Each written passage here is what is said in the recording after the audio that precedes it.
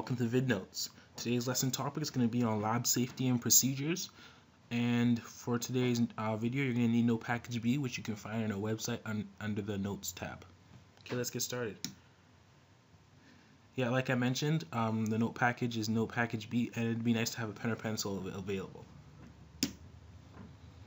Okay, for today's general concepts, we're just going to talk about some general lab safety rules and regulations and just things you should and shouldn't do in a lab setting.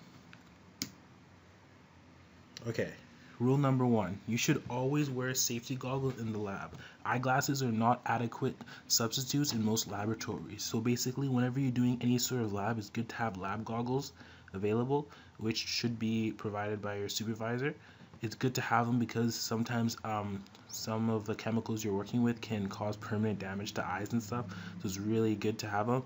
And sometimes eyeglasses are substitutes. It really depends what you're doing. But just a general rule of thumb, always wear glasses. Long hair must be tied back. That's rule number 2. Rule number 3, no backpacks or purses on lab tables. For obvious reasons, you don't want contamination or anything, and you don't want to ruin your backpack, right? Or purse. Never perform unauthorized experiments, so never stray away from your lab procedure. You could mix chemicals which could have really bad consequences, so it's always good to just stick with what you're told to do by your supervisor. Never have food or drink in the lab. Never remove chemicals or equipment from the lab.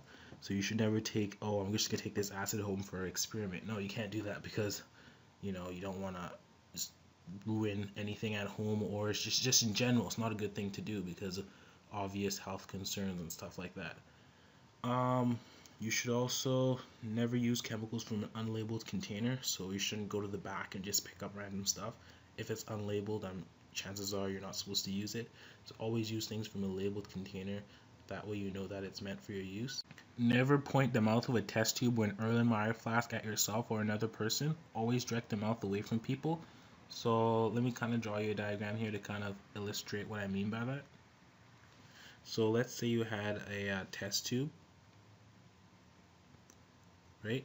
And let's say you had fluid or something in here. You wouldn't want to put that directly next to someone's face, right?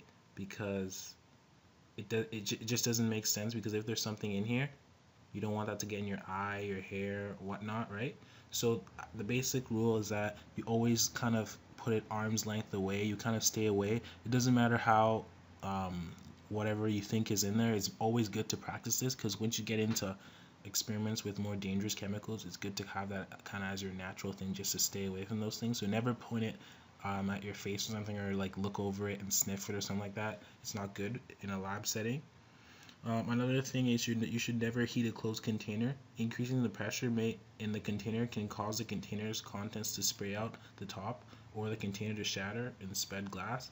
So let me draw you another diagram. I've talked about this rule in previous videos. If you've watched some of the videos about lab equipment, I talked about it. But if you haven't, let me kind of give you an illustration right here. Let's say you had a hot plate and you had an Erlenmeyer flask on here, and you had like a rubber stopper or something in here closing it off.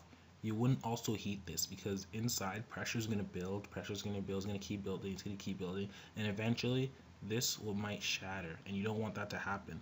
So the rule of thumb is, if you have a stopper or something in there, you should never heat it.